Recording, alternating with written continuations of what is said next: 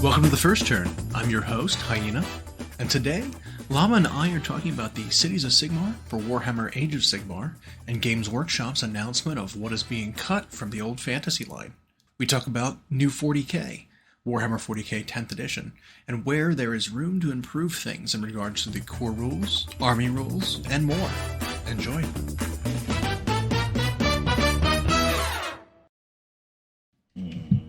So there was an interesting thing that happened today with that article on Warcom about the Cities of Sigmar updates for their roster of what's going to be available and what's getting cut.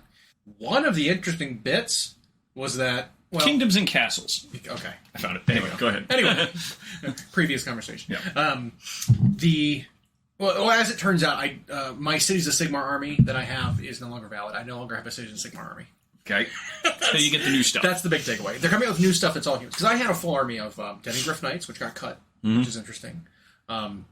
Handgunners, Great Swords, Guard, Outriders. I had 3 Hellstorm rocket batteries. It's all gone. And the Demigryph Knights one is interesting because we've seen on Warhammer TV, some of their cartoons, the cities have had, or at least something that looks similar to those. They were absolutely Demigryph Knights.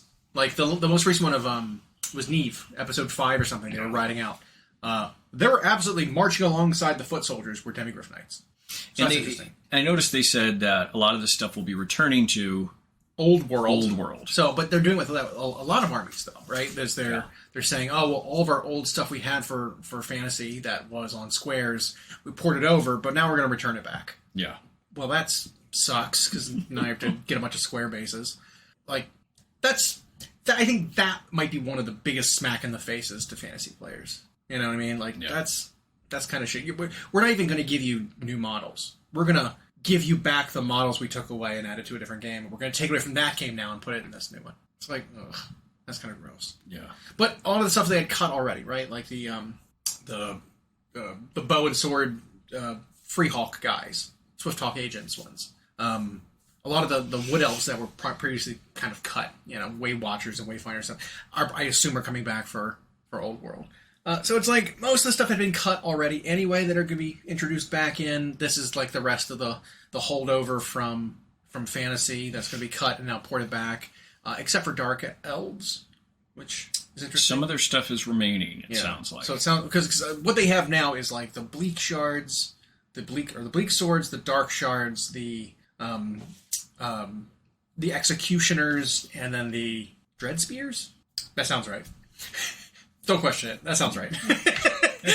But it's like the old Dark Elf infantry are like still remaining, and they're like, well, if you have Wildwood Rangers, which were wood elves, they can just count as executioners now. It's like, well, it's weird you chose executioners, and it could confirm one theory as well as one suspicion. Yeah. One theory that stuff from the New World in the Old World will not be a part of the Old World, at least not at first. So they don't need to return the Dark Elf stuff there. But also, we have wondered for a long time if and when Malarian's ever getting his own faction. And when he gets a faction, which he eventually will, right? He has to. Has to. Maybe the Druki are going to be part of that to start with. Yeah, that might make up some of the core of his infantry. I would have liked to see them just do something where they were like, well, here's all of the Elven elite great weapon units. They're all just one data sheet. You can model them however you want to, but they're all just like great weapon elves. Not call them that because that would be stupid. But then it'd be the executioners plus the White Lions plus Phoenix Guard plus like everything that has a great weapon and is an elf can just use this data sheet. Mm-hmm. Kind of like how when I did my my great swords unit for my Empire / Free Guild. I included my White Lions with axes. I included my dwarves with great axes. They were all counts as swordsmen to make like this motley crew of great sword models. You can still do that. You could, absolutely. Mm-hmm. But it's like, I wonder what analogous war scrolls are going to be available to be able to proxy. So some things may not have a good one, right? Like I said, I forget what they're called, but they're an elf skirmishing with like the cone head helmets. And they're like rangers. They have bows and swords, and they were good at both fighting and shooting. Those were Corsairs. No. The Corsairs were the pirates. These were high elf ones. Oh, I don't know. Yeah. I can't remember what they're called right now. But they had bows and they had swords, and they were, they'd hide and cover, and they'd get better to shoot when they're like in hiding. Well, they are being those Elithanars homies? Yeah. Those Okay, guys, Shadow Warriors. Yeah. Those guys are cut, which is unfortunate because I actually have a 10-man unit of painted Shadow Warriors. That's one of the only units for Sigmar for my my Cities of Sigmar that were like done. It's like, god dang it, whatever. It's fine. It's fine. But the fact that they're moving back, it's like it's just very interesting. Because I think that confirms that High Elves are going to be back in Old World. Well, I thought they had mentioned once, maybe not that recently, that they were going to be represented almost like sea people, though. Could be. Well, the units that they said were moving were the Phoenix Temple, so the Anointed on Phoenix, whatever he's going to be called in Old World, plus the Phoenix Guard, which are their halberd units. Yep. But they really didn't have much beyond that for that temple. It was just those 2 units. So it said they were cut. Like I said, the Shadow Warriors were cut. They cut all the Wood Elves, so Rangers and Eternal Guard and all that are gone. So I don't know.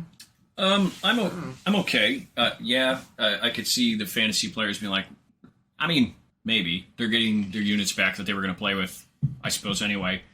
But any who maybe switched them onto rounds and now wants to switch them back to squares that's a little annoying. Well, especially because they're probably going to be on bigger bases than what they were supplied with. Yeah. Because before they were supplied with 25s, they're probably going to be on 28s now. Yeah. 28 squares. Yeah, it seems to be a better size form. But at the same time, I still am in the don't care a whole lot about Old World. Yeah. But in terms of cities, I'm also in the camp of rip that Band-Aid. Get rid of all the old stuff. Yeah. I'm fine with it. Don't be like, well, we're going to have both, and then the points for the old stuff is going to be bad, so you're incentivized to play the new stuff. But you still can, if you want to, play the old stuff. And then eventually becomes Legends, and then eventually... It's like, no, just get rid of it. And tell us right now. That's what I was going to get to, is we've long been in camp rip the Band-Aid, as anyone listening would know. And so I guess it's about time. It hurts a little, sort of, for some, but it might end up better. The Cities of Sigmar book might end up cleaner looking for it. Part of it was my fault because I bought 15-year-old models 5 years after the game that they were from died. You know what I mean? Like I bought old models knowing that they were going to be replaced at some point. So that's on me. It's fine. I don't regret having the models. I think they're cool. I'll use them for something else. I've used my models for the armies that I don't really play that often. More for Dungeons and Dragons and stuff, representing bad guys. Yeah. Than I do put them on the tabletop, because I've got plenty of old models that are discontinued or no longer have rules that I still use for those kinds of things. It's nice having them. I wish they'd get a little more Band-Aid rippy with Space Marines. Yeah, because there is a lot. There's 120 different unit entries. And speaking of, it sounded like that's what they were going to do with a lot of Forge World or 30K stuff in 40K, and then kind of not. Yeah. There's still a lot. Rules and points still kind of stuck around. Well, Space Marines, they only have 2 things, pretty much. They've got 2 units that they can pull from Forge World, and that's the. Is there 2? I don't know. Maybe there isn't 2. There was not much. Not much of that stuff was ported over. Leviathan Dreadnoughts and stuff, I think, are all heresy only. You could run your Leviathan Dreadnought as it counts as Redemptor or something, because it's the same. It's basically similar the same bulk, size. Yeah. Similar weapon loadouts and stuff. It's I could see that, but there were literally 2 Space Marine Forge World things left. Some armies have a lot more than that, but they for the most part cut a lot. I'm all right with it. Okay, I take that back. I had just I thought a lot of this new Horus Heresy stuff they'd shown off was also getting. Well, that was kind of part of the smack in the face of, quote, smack in the face of some players, is because they wanted to buy the new Horus Heresy plastic vehicles and then just straight up use them. And they're like, nah. These are for Horus Heresy. These are for Heresy. You can't use them. And you can proxy them. You could use a Proteus Land Raider as a Land Raider because it has about the same footprint, the same silhouette. Fine, like I said, the Leviathan is a pretty good analogous. What about the Knight Lancer and stuff like that? So those ones will still. They said the exception was when it comes to the Knight households and then Custodes. So the Custodes units and tanks and jump pack guys and Terminators that are Forge World are still valid, but they are the exception. Same with Knights. Knights are going to be still in the game for Chaos and Imperial. But like most of the other Forge World stuff is kind of, which I'm fine. I didn't want him to bring any Tyranid stuff in as a Tyranid player. I wanted him to which they did some, but I feel like the Tyranid monsters from Forge World just aren't that good. So like I don't think you bring them anyway. I didn't even want him to have a chance to be. I know. But even you're noticing even a difference for Tyranids between new models versus old models. Like the new Screamer Killer compared to Carnifexes it's just so much better. Yep. Because he's got that plasma scream that's like high strength, high AP, 1 damage, sure, but like it's got a pretty good gun on it, and then it fights like crazy. It's like no other Carnifex is that good. No, regular Carnifexes need Old One Eye, and that's a giant points investment. Yeah. It's 400 points. And even then, it only kind of makes them better. Yeah. Yeah. So I mean, so you even see that where like within the book, they're like, we're incentivizing you bringing the new stuff over the old. Which I think is it's a very sneaky way to kind of retire old things until they get new points and new rules. It's that driving model sales by giving good rules out to newer things. Well, we don't want old players to play their old stuff. We don't want to make their old stuff good so they can just keep using it. We want them to buy new stuff. So we're going to make the new stuff better and cheaper. And then the old stuff is going to be too expensive for what they do. I think that's sometimes the case, except Biovores are still somehow one of the best units that's definitely true. in the army.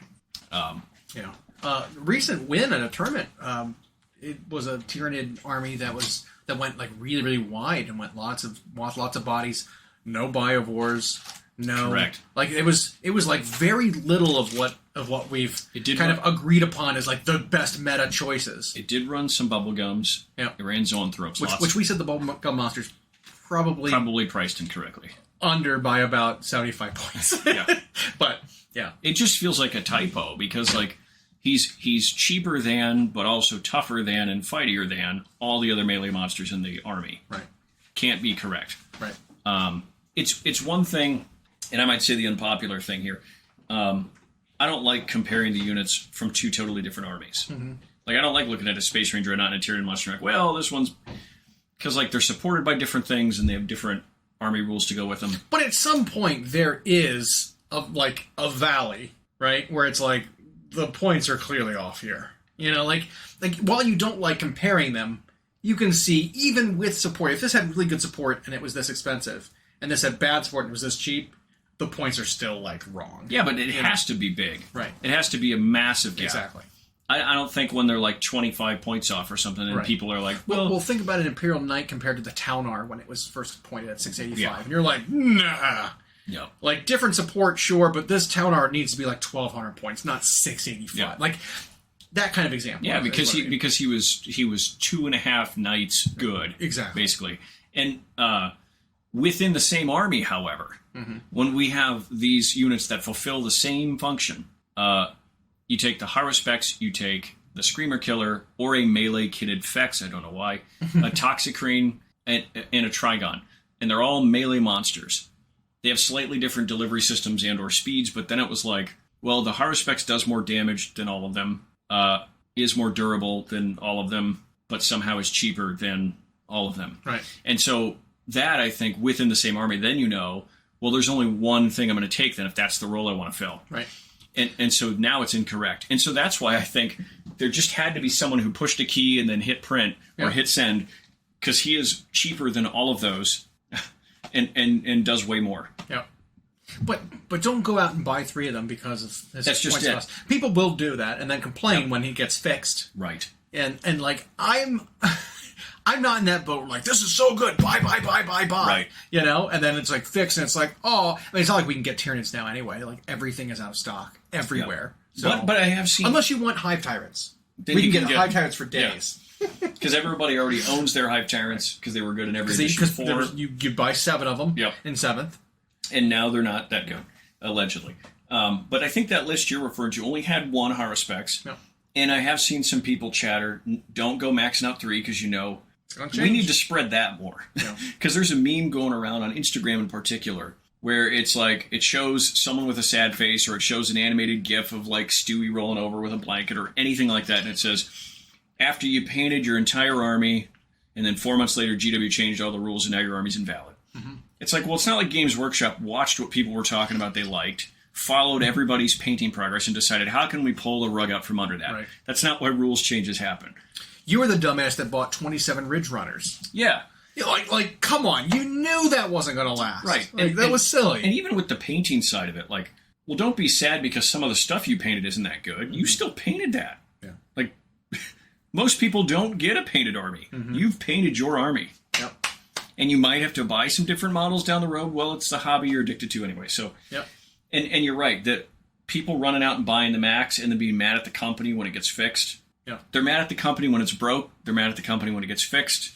What are you supposed to do? How about you lean on the side of caution, mm-hmm. stick with your one, maybe have that other exocrine that's magnetized to be the hard specs just in case, and there you go. Yeah. Because I'll just try one right now. He does look good on paper because he's too cheap. Mm-hmm. But that's the thing. It's like a lot of things are like that, where it's like, well, even if it dies, I don't care. It's cheap. Yep. You know, and you know what? It might be bad at that point because it might be big and you can't hide it. And it just gets shot by everybody wants to target Death Strike missile or a Wyvern or something like that. Just blows them up immediately. Yep. You know. Some Wraith gun of some sort. Sure. Yep. Oh man, those Wraith units, they're ridiculous because they get to return fire, but it doesn't say you have to shoot the thing that shot you. So if they get shot at, they get to shoot something else. That was one thing we were looking at. So they have like thorns. It was all the examples of that kind of return fire because there's a bunch of them in the game, and most of them will say after a unit has fired upon whatever target triggers it, you may then once all other attacks are resolved, you may fire as if they were shooting phase, but you must target this unit that's shot. Okay, that's fine, but some units are missing that last sentence. The Hexmark Destroyer for Necrons can shoot any time a nearby unit is targeted. He's a character with lone operative, by the way, so you can't really target him. Yeah. But units near him get shot at, like a Necron Warrior Blob, who you need to dedicate tons of shooting to remove. Every time a unit shoots at them, he gets to shoot. But it doesn't say he has to shoot at that unit. So if there was a nearby gets a shooting unit phase. within range, he can I have precision on my guns, I'm going to shoot this unit with a character in it. I'm going to shoot my 6 shots at your character. Another unit shoots. Okay, I'm going to shoot the same unit with the character. And just, turn the shots into just eliminating a character in a unit nearby. It's really funny. So the Eldar Wraith Guard with their, guns are worded like that. You don't need to shoot at the same thing that shot you. You can just shoot. And they can also shoot in melee, by the way. So it's and their D guns are strength 14, devastating wounds, D6 plus 1 or whatever. They just do too much. It's an insane. And just the fact that they shoot back, or after you attack them in melee, they shoot you, is insane. Yep. And they're not that expensive. So I try to shoot the Wraith Guard to soften them before charging in. They then turn around and kill something of mine. Yeah. I then get into melee and they shoot me. Yeah. Well, they overwatch me first. They overwatch me. And then once I'm in combat with them and I punch them, they activate their ability and they shoot me before then they punch me back. Yep. So I get shot 3 times with strength 14 guns. Yep. Yeah, it's kind of silly. So I'd like to see some clarification on those and get those cleaned up so that it's and that'd be the addition of a line. Even if it was just return fire. Yep. Target the unit that had targeted you. Or if it was once per phase, you can do this. Anything. And something like that, again, makes me see we're observing things that were written at different times, but got published at the same time. Right. I imagine they wrote some of that early, and then later someone was remembering to put in oh yeah, we need to make sure that we clarify and that say they have this. to shoot back at the thing that shot them. And so some of them were missed. Yeah. But it's the same effect, essentially. Because they were trying to Magic the Gathering this rule set where they had keywords for stuff and had phrasing match wherever they could. And then you get a couple like this where it's not that they worded it differently, they just clearly didn't do the same thing to it they did to everybody else. Right. Yeah. Unfortunate. But again, I still feel like that's what this Index Hammer is. It's all get the kinks out. It's beta testing. Shake it out and see what works and see what doesn't. Because it's a long time before. Well, not that long. We're less than 2 months out from Nova, which I think will be the first big 10th edition thing, right? Unless there's still a U.S. Open, I don't know about that. That might be October. Not that I remember. So get these kinks worked out, and then we'll see. Yep. Now, do you think with the codexes that they will be like they were in the past, where they've already been printed and done forever, errors and all, we're just going to get them like that? Yeah. Okay. I think that's where I think that's where we should set the bar of expectation. I do. No matter what they do, the new armies are always going to be stronger because they're going to get updated rules, right? They're going to get a new thing that everyone. Because there's a lot of armies in the game right now that just their army's thing doesn't do anything. I think that's part of the weakest bit with, like, AdMech, is that their army rules is just not good compared to other ones that are very, very good. Or even if it's like your army rule in addition to your detachment makes this really powerful effect. AdMech don't have that. Yeah. But I can see that being fixed by them getting a new book and them tweaking their army. And they're rule. one of the early ones getting a book. And then them getting them their new detachment might be way better than their index detachment. Yeah. And all of a sudden, that's all it's needed to make AdMech amazing, right? Like, it could be, all of a sudden your attachment rule is, every turn you stand still, you get devastating wounds. Or something, and then it's like, all of a sudden, it's like, holy shit. Yeah. That is not the same amount of balance as the existing detachment. This is a little bit of codex creep because a new detachment is better than the old one, right? Yeah. Like, that's just how that works. That's how kind of balance works, right? It's like, it's a fine line between codex creep and then, making a thing better to be in line with everything else. I just hope it's not, like, way, way over the top. I mean, I don't know where you can go up from Eldar and how they were printed in Index, because they had everything. Yep. Eldar is a DARPA. There's, like, 2 bad units in all of Eldar's gigantic roster.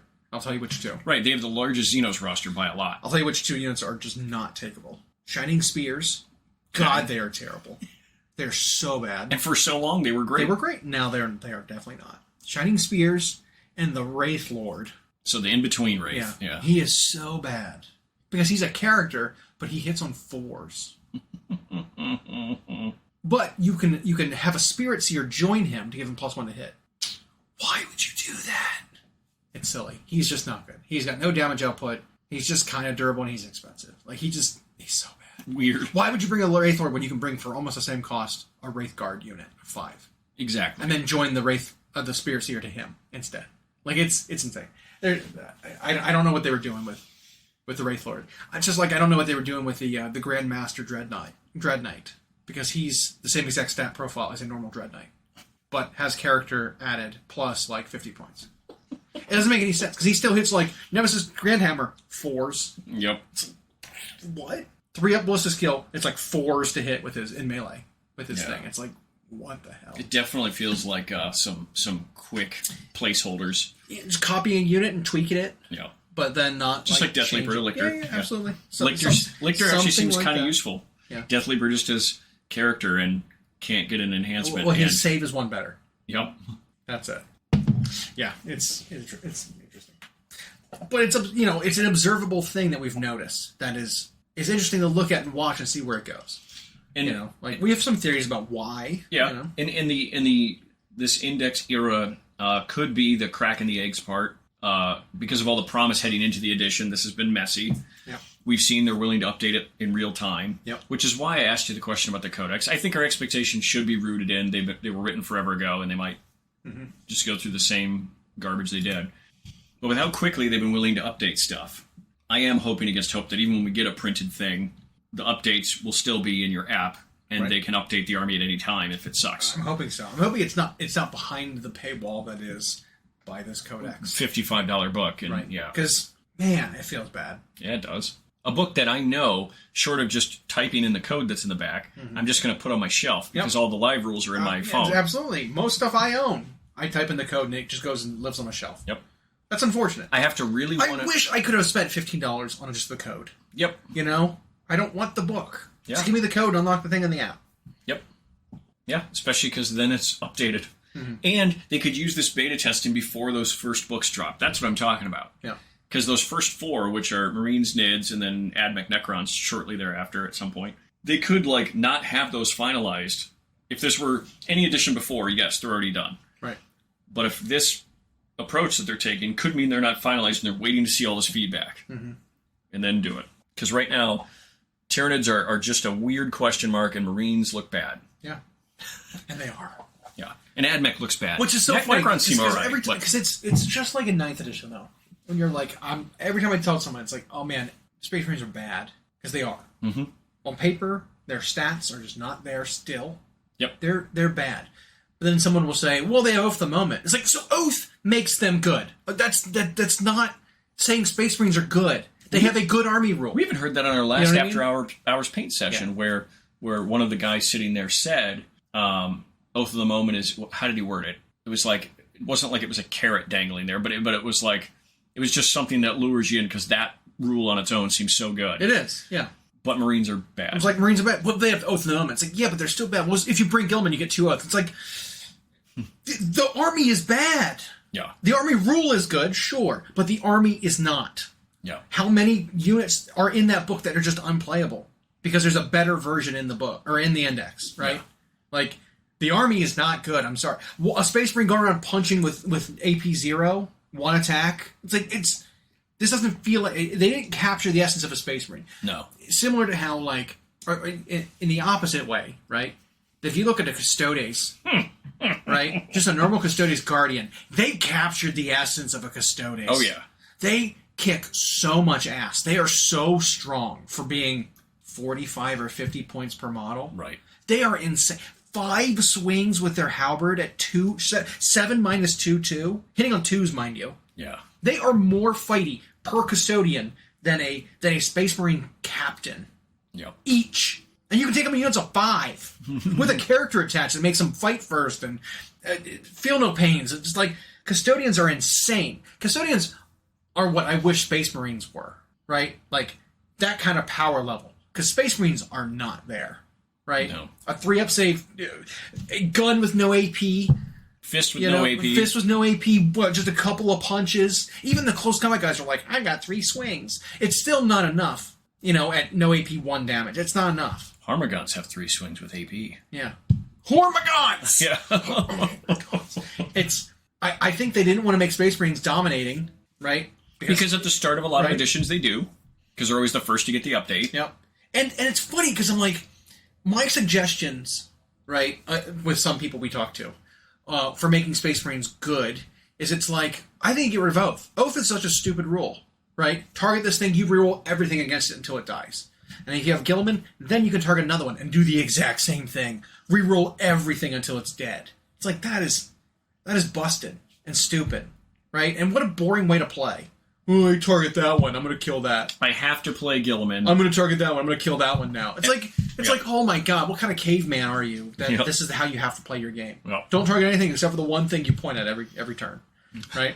Jesus. But like, I was like, well, mimic the tactical precision of Space Marines in some kind of rule, right? Targeting something and then just rerolling everything isn't tactical precision. My suggestion would be like, well, what if Space Marines with even if it's just bolt weapons or whatever, as long as they're targeting their target of choice, which could be the thing you're getting closest to and shooting at that thing, you get bonus armor penetration against it or something. Something to reflect the fact that, like, they're shooting with precision their intended target that they're good at killing. And Marines are the most elite army infantry in the galaxy. Right. They're supposed to be. And their guns are the worst in the game. Yeah. It's insane. But it's like, why not something like that? Something that mimics that. And the thing is like, whoa, there was too much AP in the game last edition. I want that again. I'm like, what? They have no AP. What do you mean you don't want too much AP? They have none. Mm-hmm. What do you mean? Like, what? They are dog shit right now. And I think most armies have been scaled back, but they scaled Space Marines all the way back to 0. All to 0. And then there's so many armies in the game where it's like, well, my basic gun is AP 1 for basic infantry. But I've got plenty of access to AP 4. So no, I'm sorry, they did not scale back the AP in the game across the board. Some armies did, but then they were like, whoops, forgot. Keep it AP 4 and 5 and 6 and some things. Oh, and also, in addition to that, just give them devastating wounds. Say just mortar wounds and ignore involves too. That rule, in particular, is driving me nuts because it's everywhere. Well, because like I don't like devastating wounds. Devastating wounds should have been reserved for very, very rare cases. They needed to have a different rule. Like there are so many examples I can think of just off the top of my head for devastating wound replacements or critical wound replacements. Right.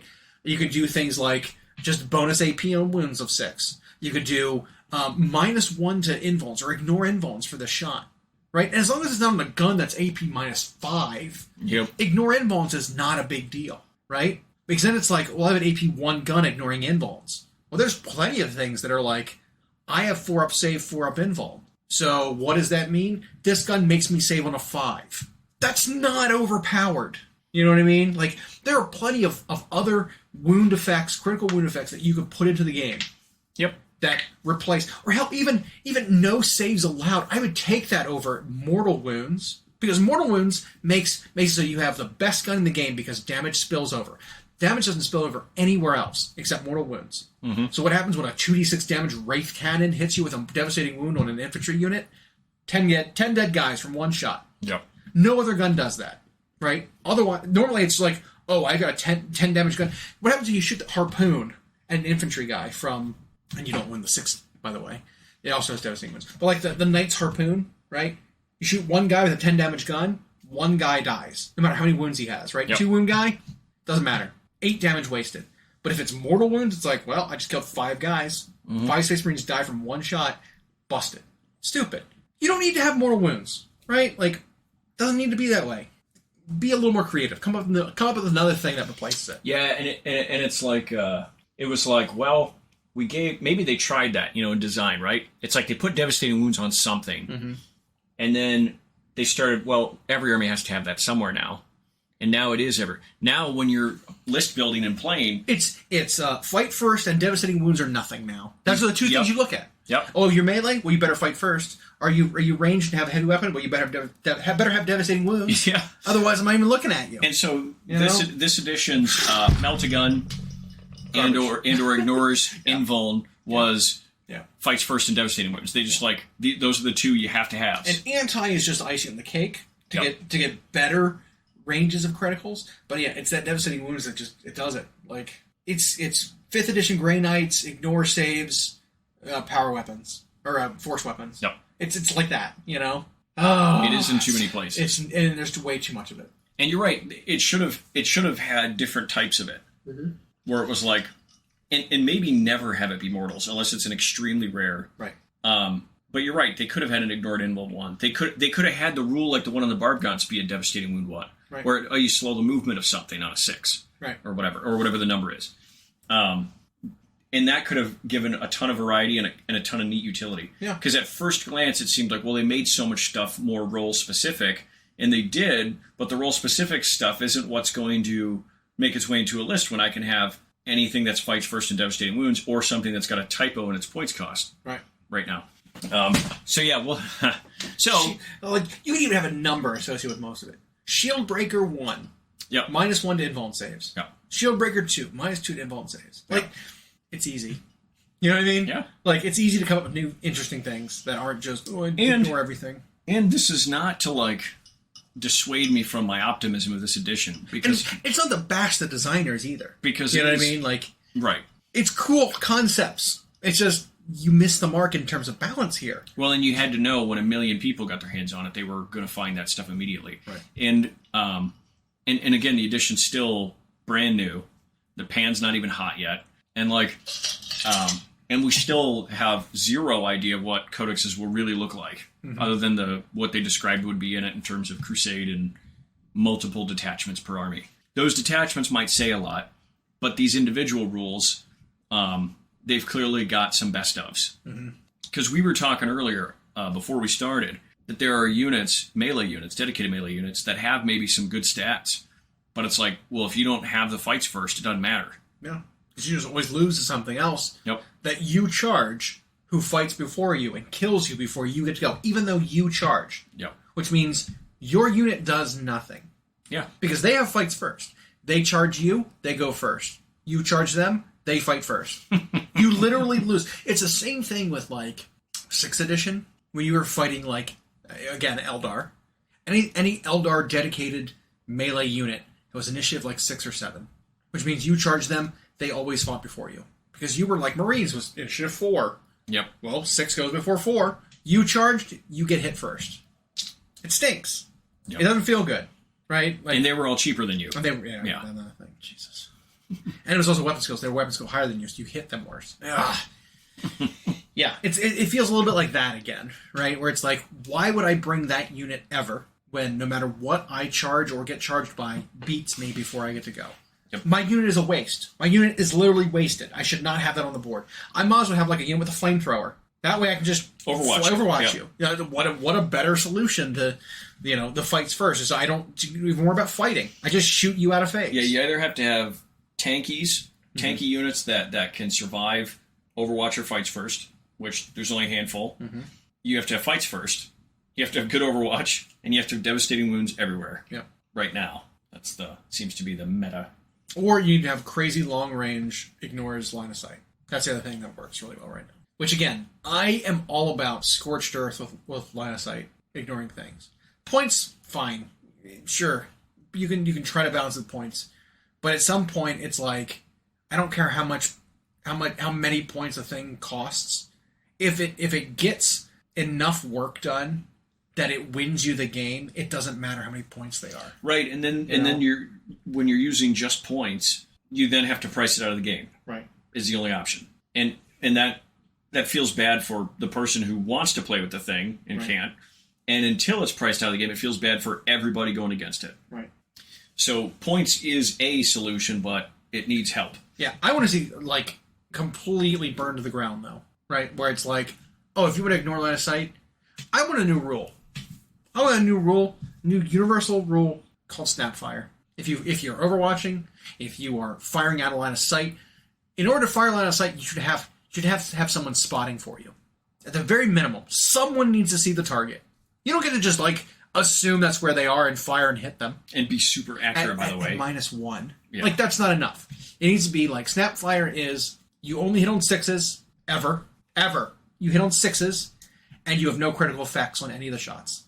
None. You don't get critical hits, you don't get critical wounds, you get no critical effects because you can't shoot precisely enough to get critical hits. Right, so none of the... Well, since I only hit on a 6, that means I'm always triggering the 6 cookie. Now it's like, nope. You don't get lethal hits from rolling a 6 to hit. You don't get anything from rolling 6s to wound. There are no critical effects on ignore lines of sight things. You mean we have never had a rule like Snapfire ever before? Yeah. So I want that, snap firing, and then I want, like I said, with ignore line of sight, you have to actually have someone can see them. And then you can apply snap firing to other things, like Overwatch, too. You know, no critical effects on Overwatch. Sorry. Yeah. That's not how it works. You know? Something like that. I want you to have to snap fire when you're battle shocked. I want battle shock to be more meaningful. Right? Not only can you not do objective-based stuff. Or target them with stratagems or whatever. Right, that kind of thing. But it's like, you should have bigger penalties than that. Because right now, battle shock ain't dick. You can just ignore battle shock because it doesn't do anything. It doesn't do enough. A unit is either dead or it's above half strength. There's no time when you're under half strength and alive. Yeah, and I just wonder when play testing for stuff like that, assuming it was done, if they play such White Dwarf style battles, maybe where it's like I'm going to build this one of everything list, right? Which is garbage. And so this 10-man unit got whittled down to 4, and so then for that one turn, that rule comes into play, right? And it's just you're right in a game, not even at the most competitive level. But in a lot of games, when people are deciding to shoot at a target, it's because they want to eliminate it, and so they go all or nothing. And so you're right; it's either above half or dead. Yep, that's it. Chaos Knights revolve around their entire army mechanic revolves around targeting things that have failed battle shock tests, and it's like that's why Imperial Knights are so much better because they just get bonuses in their command base. They're like, all right, little knight, you and me, we both get to run in charge. Yep. That's their thing. Oh, you and me, little knight. You and me. We both get -1 damage. Whoever's playing them needs to do that exact thing. Yeah, come on, bro. Come on, little knight. Come on, buddy. You and me. Yep. We get sustained hits against infantry. Let's go. Yep. Just target them. Just nominate them, and that's what you get. Whereas, Chaos Knights are like, well, did the enemy fail a battle shock test on my previous turn? Are they still battle shocked now? Cool. +1 to hit them.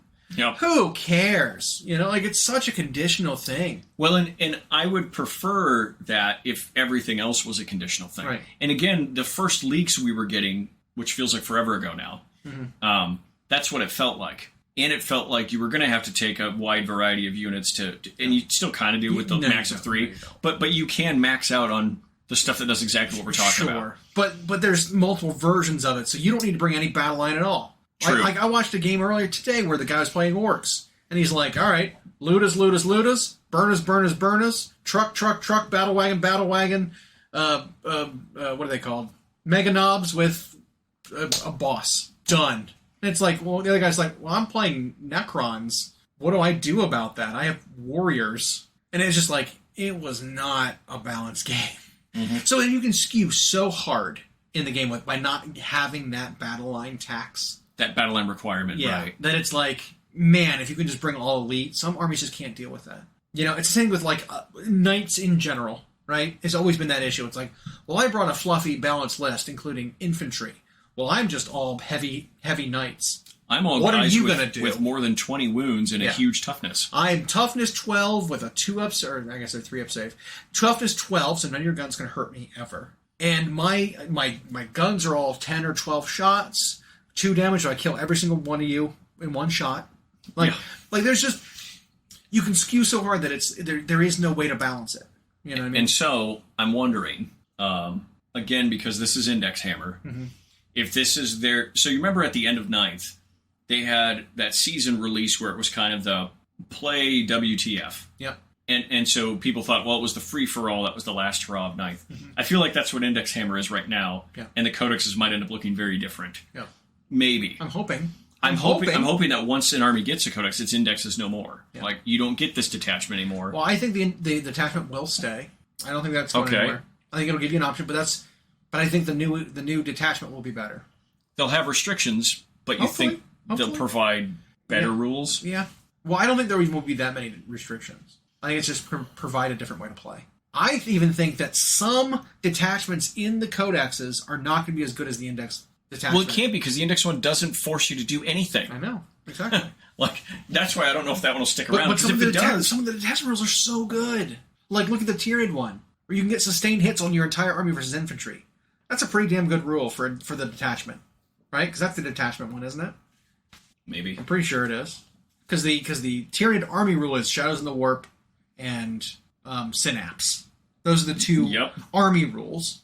And then the detachment rule is you get to choose one of these 3 aspects for your swarm. Yep. The hive, whatever it's called.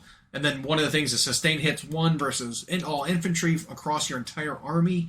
One of them is something against monsters, and one of them is like run and charge. I don't know, whatever. It wasn't. They do not get run and charge. Okay, so the detachment is called the Feeder Swarm. Is that right? Their detachment rule is hyper adaptations. What is it called? Invasion Fleet. Invasion Fleet, okay. Hyper adaptation. What are the 3 things you get? A Tyranid's model with a hyper adaptation makes an attack that targets an infantry or swarm unit. It has sustained hits 1. Okay, that's one of the options. Sustained hits versus infantry and swarms. 2. What's the second one? Each time it makes an attack that targets an enemy monster or vehicle, it gets lethal hits. Lethal hits versus vehicles and monsters. Okay, army-wide. Anyway, go ahead. The third one is each time they target a character, if a critical hit is scored, it has precision. Okay. So those are your 3 detachment rules. You get to choose one of those 3 when you muster your army. Yep.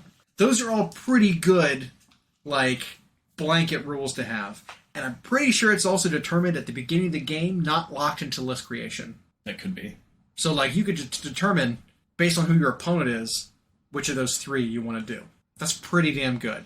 I almost feel like that'll end up, because that is in the index. Mm-hmm. And I feel like when they get the codex, there might be one with that same name in it, but it'll say, like, replaces. I don't know if they'll get to keep it, because those rules to me are okay. What I'm worried about is the list building side of it, where you don't have to really take battle line, where you can just do whatever. So, but that's completely separate to the detachment, right? Unless it says, in order to bring this detachment, you must have at least 3 battle line. Something like that. That's what I'm saying. Maybe. I can see that. I can see something like that. Yeah. Because I think they just need better core rules for list building that require some sort of formation. Because as much as we hated, like, well, you only get 3 heavy support choices, 3 fast attack choices, like, that was too restrictive. I didn't like that, because it was kind of arbitrary which battlefield role most units received. Yep. Some things were elites, should have been fast attack, or some things that were fast attack should have been heavy. And that doesn't matter when you're doing it like this. Exactly. Like, but maybe it was something like, you can bring up to 3 tanks if you're Space Marines. So it's like, oh, well, all the different tanks I have, I can only bring 3 tanks, no matter which combination of them. I can bring 1 Javelin, 1 Lancer, and 1 Demolisher. But that's my 3 tanks that I'm allowed to bring. While they all might not be heavy support, you're still limited based on, like, roll. A little bit. You know what I mean? something that's a little more restrictive. Because like at the moment, it's like fuck infantry. I'm just gonna bring 9 vehicles. Well, and that feels bad. And so that's what the Tyranid players I've read about anyway. They're all taking the sustained hits infantry because it's the most broad coverage, and then they're running into just ultra elite infantry, and it's like not elite, and it's not doing anything for them because they don't. I mean, sustained hits. Wow, pretty good. But like, I know there's a lot of vehicles in the game right now. A lot of people are running vehicles, and like lethal hits versus vehicles is still a really good rule, you know, because most vehicles are tough 9, 10, 11, 12 in that range.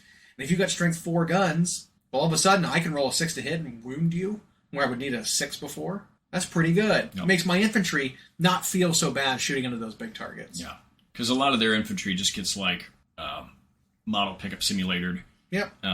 So I don't know. As far as the core rules go, I know there's some armies that just have really bad core rules. What you were just describing though with the Imperial Knights, the reason that bothered me compared to the Chaos ones, I don't have a problem with the Chaos Knight rules. Mm-hmm. If another army so similar didn't have free, just pick a guy and buff him. Yeah. The fact that it's free, no cost baked in, really. To be able to just nominate a guy and make him better, or make 2 things better. Well, the other guy needs to be alive. That's your tax. That's your tax. Yeah. In the Chaos Knights, it's like, well, if condition was met for a full battle round-ish. Yeah. So, and you're not looking to actually capitalize on those rules, so maybe like turn 3 when you've whittled something down. Yeah. You know, like, although one thing I think I've seen a lot of games where people are not doing is remembering Battle Shock at all. Mm-hmm. Because vehicles need a battle shock now. Okay. And characters and anything with like a wounds that's under half strength, needs to check for battle shock. So like if you've got a character who's got 5 wounds and they've taken 3, that character needs to start battle shocking. Because I haven't seen many index cards that actually say like, or any that just say you're like immune to battle shock, right? There's none of that. I mean, Dark Angels don't care about battle shock because they maintain their objective control, so they like mitigate some of the penalty of battle shock, but they still can't receive stratagems, right? Which can be a big deal. I mean, can be whatever. Yeah, I don't know. I just think it needs to be more severe. Well, and I think they wanted with the sort of rule of 3, with the exception of whatever units. It felt like their aim was they wanted to see more core troops being played, but then when you give us a force org chart that doesn't require me to play them, like I'm just not gonna. I'm gonna rely. When you give me 5 choices of things that are other, and I can just build 2,000 points out of those 5 things, I can do that. Yeah, and those things are ultra killy or ultra mobile or ultra tanky or all of the above for some armies, and so I can just use that to go take the objectives. I don't care that I don't have the keyword whatever. Or even an army like Custodes, where their battle line is the most tanky, most lethal thing in their army, and then now they can bring 6 of them. Yep. That feels bad, too. Yeah, it's one thing for an army to attempt to deal with 1 or 2 of those. 6 of them, while those things are for sure 6 of them is only 1,500 points. While those things are for sure to be murdering in return. Yeah, because they're probably running Trajan or whoever with it, who's also bananas. The Blade Champion, a Trajan, you could bring it's something like 40 bodies of just Custodian guards that you can bring. Because there's 2 different versions. There's the Wardens and the Guard, and they both do slightly different things. They have a different special rule, but you can still bring just 2,000 points of just infantry, and they're just so durable. That's I don't care. Have fun dealing with 1 unit, let them blow them 6 or 8. Yeah. Yeah. And so these next few weeks are going to be interesting to see how because I'm guessing if they said autumn, we've got a while before we get those codexes. Because autumn technically is until September, probably. Right. Is what there's September, October, November. So I'm guessing is autumn. So that'll be around Nova time-ish when we get, or maybe a little after, where we actually get codexes. And so whatever those are going to look like. Yeah. So that's all this time that they can keep doing these designers' notes and erratas and points adjustments and whatever, which I'm fine with. Yep. They're doing stuff quick, and they've usually checked a lot of boxes we've had concerns about. Yep. We keep finding more. You have to pay attention a little bit less when they're doing updates live in the app. So if you're not a serious player, you're not studying the patch notes every single time that something new happens and keeping up with it. Some players will be like, well, I have my book. Did the points change? Yeah. Or whatever. It's like, no, check the app. And that's what I want. And that's what I want to see go away as far as the codexes go. Yeah. Don't even put points in there. Yeah, exactly. Don't do that at all. No, there's no reason. They change so much you do not need to include them in print. And I know there will be that shock. There will be the people who go to get a codex, if it's indeed printed in paper, and there's not even points in it. You mean I have to get an app? And they're going to have that gripe for a second. Sure. But it's like... But think about the positives. You know, like it's... Now you don't have to worry about those numbers being irrelevant. Yep. Or changing, or you showing up somewhere and having the wrong numbers. Yep. Because your book said this, but there was a digital update that wasn't included inside the printed book. And it's why that first write-up I remember Warcom doing, where they said it was, as far as the match play part of a codex, it's mostly just going to be the detachments. Yeah. And Crusade rules or something. And the rest of it will be all that other stuff. Right. And because then I could see them just doing, again, a pack of cards with it where here's your data sheets for each unit. Mm-hmm. Points will just remain in the app. Yep. Which I'd be fine with. And I'd be fine paying more to just have the app be open all the time. I agree. For everybody. But, so, this Gripe Fest aside, where we sort of off track, we do see something interesting this Saturday. Really? Oh, yeah. We get the mini preview of the campaign is over for the Battle of Aughrim. Yep. So we get to see who won the battle for the planet. Tyranids were up 6% over Space Marines last time we checked. And so we might be seeing some Tyranids, assuming that they kept their lead. Some new Tyranid models. Right, GW didn't fudge the fluff at the last second. Yeah, it turns around and it's like, oh, they were up 16, now they're down by 10. It's like, what? Yeah. That's a 16-point swing somehow. Right. Like, what? Yeah. Yeah. So we'll see. I don't care either way. It's not like, oh, you didn't win the campaign, you don't get anything. You know, like, you'll still get it. Yep.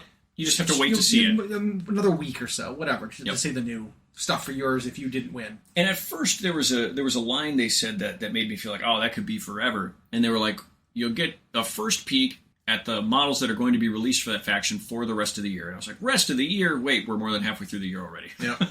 So it's actually not that much time. Mm-hmm. And then we are guessing that within days or a few weeks we'll see the other ones. Right. So it won't even be that big of a deal. No. But on the Space Marine side, you still thinking Scouts? I still want Scouts. I think we're going to see... Here's what I think we're going to see. I think we're going to see 3 new Primaris things. So for Space Marines, here's what we're going to see. Everything that was in the Leviathan box is going to be multi-part. Obviously. So we're going to get those kits as not push-fit, so they have special weapons. They're going to get a new data sheet for most of them with weapon options. Yep. So you're going to see Stern Guard with more than just the 5 preloadouts that they have in that box. We're going to see the Ballistars Dreadnought probably with another weapon option other than the last cannons or whatever. And then you're going to see maybe like a heavy flamer per 5 added to a unit of the flamer guys. Something like that. Okay. Right? We're going to see the Gaunt kit for Tyranids. That is going to include the 3 different weapon options for Gaunts, right? Not just the flesh bore. Right. So that whole box is going to get multi-part kit. We know that. Yep. Right? Terminator's the same deal. Yep. Missile launcher, we're going to have different weapons. Everything's going to be multi-part. So that's a given. I think we're going to see a new scout unit that isn't recruits. It's going to be an actual tactical scout unit. I mean, we've got Phobos already, but with just how good the scouts are in the current index, it makes me think that they got new rules that are going to reflect their new scout models. They were broken up into 2 different things. There's scout snipers and there's scouts with bolters kind of thing. I think we're going to see new scouts. I think we're going to see new Vanguard vets. The new Vanguard vets are either going to be on foot. I think they're going to be on foot, and then there's going to be another one that's going to be a jump pack Primaris assault unit. Yep. And then I think we're going to get a new captain to lead them. You know, it'd be like a jump pack captain, something like that. Jump pack Primaris captain. Yeah. I think that's what we're going to see. Scouts, assault captain. And then everything else is pushed. Everything else getting its I think that's what I'm gonna commit to. Okay, and we've talked about the NIDS already, so that's okay. That's not. Yeah, I just for some reason expect we'll be stuck with the same Frankenhead scouts, and they'll give us some brand new Primaris unit nobody was thinking of or asking for. But like most weapon options that Space Marines could take have already been represented. In Primaris. Like what else is there? Exactly. I'm just doing process elimination here. Yep. So might end up being. We've got Devastators that can take they can take Meltas. Got them already. They can take Plasma. We got them already. They can take las cannons. We don't have a las cannon unit. They can take missile launchers. We've seen the missile launcher unit. Yep. So there's a las cannon unit maybe missing for Devastators. Maybe. It doesn't seem like Primaris used Grav, so I don't think we're going to see that ever. Yep. We got Primaris Assault Intercessors for the normal Intercessor unit, which is why I'm thinking because we got Sternguard vets, we're going to get Vanguard vets as well. I can see that. But then, like, a jump assault unit is the only thing that's really missing. For vehicles, like, we've got all the vehicles. We've got all vehicles. Yep. We've got anti-infantry, we've got anti-flying, we've got transports for everything. Like, what else is there? We don't need more vehicles. We don't. We don't need any more new things for Marines that they don't already have. Yeah. But I wouldn't put it past them to have made up some, literally made up some new weapon. Sure. That they bolt onto them. Maybe we'll see Assault Terminators. I don't know. Maybe. I think we're still going to see a Phobos kill team that adds additional special weapons, though, to the Reavers squad. That'd be all right. I think we're going to see Reavers with power weapons. I think that would make them good. But why not? Yeah. But that's where I think the Space Marines are going to go. That's what we're going to see. I do want to take a side note, going all the way back to Cities of Sigmar. All the way back to the beginning. Yeah. In the new General's Handbook, there's an interesting note, because one of the rules changed for this season, that characters with 9 wounds or less cannot be targeted outside of 12 while they have a unit nearby. It does not specify non-unique units. That's important because most faction leaders on foot are a maximum of 8 wounds. Not much is more than that. So you're going to see unique named characters now be hidden for being shot at. Yeah. Until they're within 12. Hidden Gotrek. Hidden Celestin Prime. Bastion Carthalos. Hidden. Can't be targeted outside of 12. Who's the ghost one? No, the elf. Alfarian. Yeah. Yeah. Can't target him. There's a lot of things. Sigvold. Hidden Sigvold. There's a lot of characters that are under that 9 wound threshold that were a liability in that game because you could just, like, see them and shoot them. Because they didn't get Lookout Sir. Or they didn't get any kind of, like, protection from a character, being a character and having a unit nearby. You could just cannon them. Just shoot them with cannons. And they would die. Now a lot of those characters are hidden. It's going to be very interesting. A lot of armies are going to benefit from this. Anything that had foot characters only, like ogres. Ogres were 9 wounds or less. Now your wizards and stuff are all hidden, right? Like, that's a big deal with this new edition. And I'm very excited for that change as a core rule change. And I'm glad to see they're doing core rule changes, basically. I love the seasons changing how lists are built just with what the season focuses on. Yeah. That's such a really cool thing that Age of Sigmar is able to pull off, and maybe they could do it a little more in 40K. I mean, they kind of did. It was that last season in 9th that made Genestealer suddenly win. Yeah. But AoS does that really well, because every season that has come out in AoS 3 has made it so the way you build your list is so different. It's also balancing it with the fact that it's a little fluffy, too. Where, this conflict is taken to a different place. Yep. And in this place, we need to adapt to fight. Yep. So here's this benefit that armies have learned how to take advantage of. Winds of Magic are a little goofier here.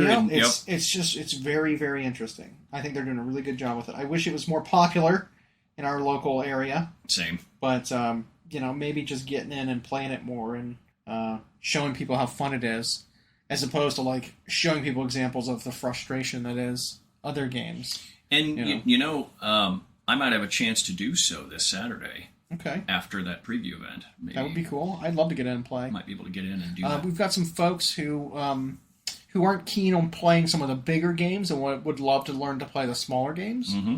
So, maybe we can get a group together for that, too. I know our friend and painter, Kaylee, would love to play some smaller skirmish She games. Likes the looks of Warcry and stuff like that. So we can potentially get her in. Warcry, you need 10 dudes. Go play. 10 guys, that's it. That's it. And you can just use, like, the pre-boxed ones. Yep. Those factions are all really neat. And they're all character-y, not to, like, the extent of Underworlds, but it makes it so you can paint them a little more thoroughly. Spend a little more time on the guys because they're a little more interesting. And speaking of Age of Sigmar, they also have that video game that's been getting some... So I didn't get a chance to play it.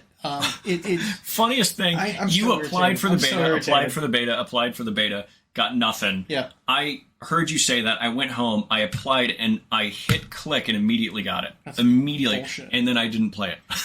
Yeah, that's super cool. I love that.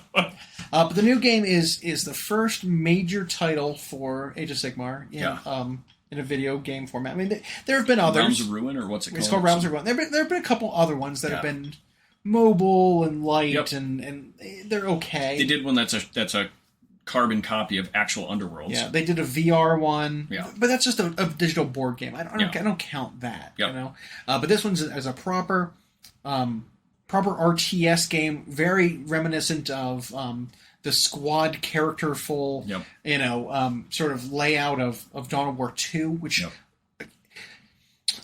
I grew tired of RTS games as I got older because they there's too much like build order and like microing and stuff or macro rather of base building and stuff like that it was just like well you gotta get your order down and to get your base building proper. It's just like I don't give a shit about any of that. I want to actually do the actual fighting parts, like I loved StarCraft 2 for that, right? Where it wasn't all twitchy building. It was just like in the campaign, right? Here's a very characterful, fun campaign that was like you can do this a million different ways. There are challenges in the middle of the levels where you have to go like fight this super Tyranid Zerg monster, and if you can do it while completing the mission, you get bonus resources in the campaign map. It's like I love that. I love that aspect. I actually like Dawn of War 2 better than 1. Yeah. And I've heard the argument that, Dawn of War 2 shouldn't have been called Dawn of War because it was like that and not just a base builder. But it was the same universe. It was the same maker. It was the same developer. And there was still a lot that felt like Dawn of War. Yeah. And it was still a Blood Ravens, And it was... But I love Dawn of War 2.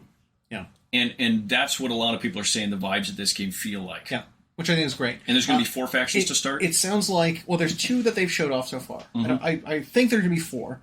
But if they do incorporate the campaign sort of thing, where like you can bring units and play with them multiple times and they can get upgrades, and you can find equipment for them and upgrade their equipment. That'd be sweet. Like that's the part I love. That's what I want from this kind of a game. And that's that aspect of Total War is what makes me like it. If it were just grand strategy like a Civ or like Paradox games, it's just not that interesting, right?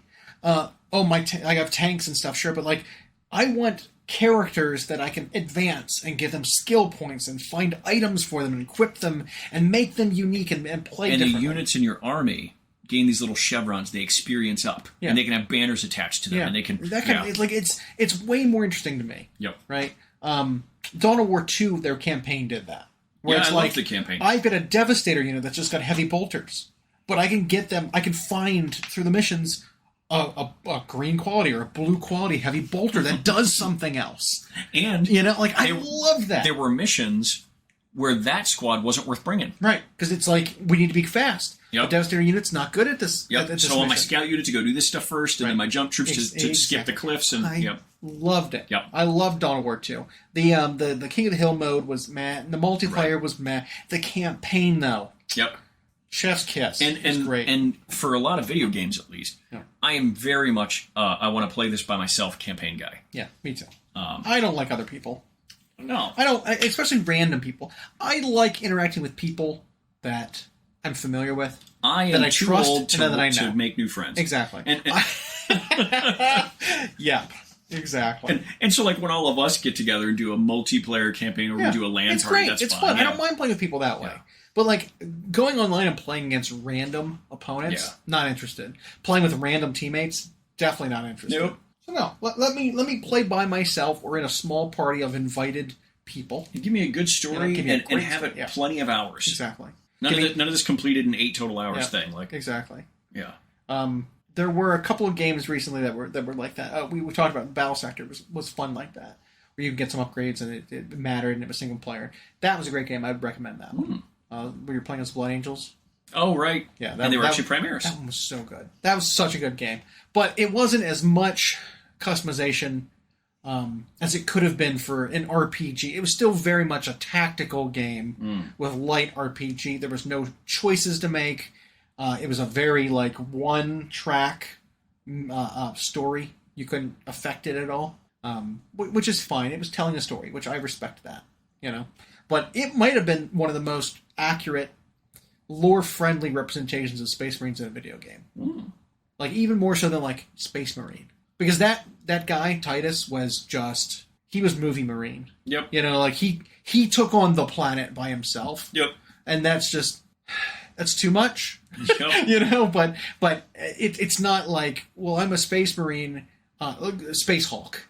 I'm a Space Marine, but I got touched by a Gene Stealer. I'm dead. Right. I'm in Terminator armor. Yeah. You know, like... That was my one thing with Space Hulk is like Terminators were paper. Well, and I remember the first time playing the latest version of the tabletop of it, and the first run through I did, I was playing the Gene Stealer side like you would play him in 40K, where I'm like trying to use cover and all that, and it was just such a struggle. It's like, don't do that. And then on the next one, I just ran straight at him because it was like, oh, they just liquefy the... Yeah. There were some examples of that kind of thing in some other digital media recently. Angels of Death, which I liked the show. Yep. But I think they got wrong also some of that kind of thing. Terminator armor is supposed to be this, like, I'm wearing a tank. Yep. And Tactical dreadnought armor. And so much of what would happen is the Tyranid Gene Stealer guys would get to me, and then they slashed me and cut me in half. And it's like, I mean... Having claws for hands can be very beneficial, and you could kill a Terminator probably with your sharp claws. But, like, don't cut straight through the chest plate of Ceramite. Yeah. Like, don't do it like that. Make it so that, like, oh, you got in a joint. You stabbed him through, like, the side. Like, you know, like how most heavy armored things would be killed in real medieval you know, examples. Yep. Oh, I have a spear. You're probably not going to spear a guy right through the breastplate, but you will in the armpit. Yep. Where he's like... between gaps and stuff. Where the plate joins, you get him in the ribs. Exactly. So they could have done more of that, or like, most of the Space Marines were not wearing helmets. Just get them in the neck and head. You know what I mean? Like a great big melon of theirs, like, don't just cut straight through power armor, or even Terminator armor. It's like, that is so unbelievable. Or you know what I mean? leave a slash mark that didn't get through. Right. Scratched the paint. Yeah. Or scratched some of the Ceramite, but you can't get through it. You know, or make... I think one of the funny things that people misunderstand about, especially rolling dice in a tabletop game, is they think, oh, well, I rolled one dice, that means I got one shot. So if I have like a gun that has four dice, that's like I'm shooting 4 bullets. It's like, no. Right. You have 4 chances represented of doing damage to the opponent, or hitting the opponent with shots. No matter how many shots you fired, you had 4 chances of landing. The amount of time that a turn's supposed to represent. Exactly. Yeah. And so it's like, your 4 shots, your 4 dice you rolled, could have been like 100 shots. Could have been a full magazine. If you had a Gatling gun and you're just, you know, fired 100 shots, maybe you had 4 chances in the tabletop, realm of getting hits on the opponent, right? It's the same kind of thing with this. Is I'm a Gene Stone, I get one die roll. Well, that might be me, like, scrabbling at you for a couple seconds with my claws to get 1 chance of hitting you. Mm-hmm. You know what I mean? Like, it doesn't necessarily mean, like, well, I swung my sword 4 times, that's my 4 attacks. You know what I mean? Like, it's... And my roll of wound cut you in half. It's more abstract than that. Yep. You know, it's just... I don't know, it's silly. So, I mean, that's the same thing with, like, you throw a grenade. It's D6 hits. Or D6 shots with a grenade. It's like, well, how does that work? I'm throwing D6 grenades? It's like, no, but the explosion of the grenade has a random number of chances to have hit you. Yep. You know, it's that kind of thing. And so, like, they could have showed and animated some of that better in that show. Which, again, I liked that show. The show was alright, yeah. But some of that stuff was a little like, you kind of missed the point here a little bit. These Terminators were a little too fragile. They were too good at shooting, but then they were also too fragile. Mm-hmm. You know, so yeah, they made them tabletop game Terminators. Yeah, but then you're right. Space Marine went too far. Yeah, you need to find that. Well, this guy's just shrugging off everything. Yep. And then you waited for a second, you regenerate all your health immediately, and you go back in. And it's just like you're too durable. Yeah, he's Master Chief, right? Yeah, exactly. Yep. That's what it felt like. It was a little like a Spartan. Yep. Which I suppose is he's got a lot in common with the Marine. Yep. He's this genetically enhanced 8-foot tall guy. Are you telling me that Halo didn't draw some inspiration from other things? It had to, right? Like, come on. And he was wearing power armor. And 40K in particular. He was wearing power armor, and all the people around him were just guardsmen. Yep. Like, even the guy with the cigar. They had, like, Valkyries dropping them off. Yeah. They had, like, little ATVs that they were riding around. Like, this is just kind of 40K. and which it's not a problem. I don't have a problem with that. You know, like, good artist copy, great artist steal. Yeah, it's and Halo's great. Yes, but yeah, I think they probably took a bit there. But that Age of Sigmar game, back to that. Yeah, I'm kind of excited for it because, like we noted, I like Dawn of War 2. I like the Mortal Realms, and I want to see more about it. Yep. And even when they now started doing these cartoons that are featured in it, I actually get into it even more. Yeah. Because so much of it still feels like a mystery. Well, yeah, exactly. It's still fresh. I don't know everything about it. Yep. They're showing me things I didn't know before, and they're showing me more. And it's like, this is really interesting. I want to go further in that. I want to go further into Hammerhall. Yep. What else is under there? If there's Skaven, just hundreds of them in the sewers, they go one level into the sewers, and there's just Skaven everywhere. Yep. That's a problem. And they appear kind of out of nowhere. Yeah, that's a problem that they're not talking about. The fact that there was spoilers, there was a vampire sanctum in one of the lower, levels of the city is like, that's a problem. Yep. Like, the fact that that city has been built upon previous iterations of it means that there is a vertical city underneath of that city that anything could be under there. Yeah. Within the greatest example of civilization in the Mortal Realms. Yeah, it was like a high fantasy take on like Byzantium, where you have this city that's been in every major era throughout human history, and it's been rebuilt on, and you slice through it, and it ends up like its own geostrata, or its own like lasagna of history, and in the Mortal Realms, what that means is it actually means like layers of life, but also layers of death, and in those places you can have things lurking like Skaven or vampires or whatever. So, this episode tonight is we've done things where we mention things and then circled right back to them. Yeah. But I think some of my favorite foods are also circles. Okay. Donuts. Pizza. Bagels. Pizza's a good one. I love pizza. Any kind. We get some pizza. I could go for some pizza. Let's eat. Meatballs are awesome.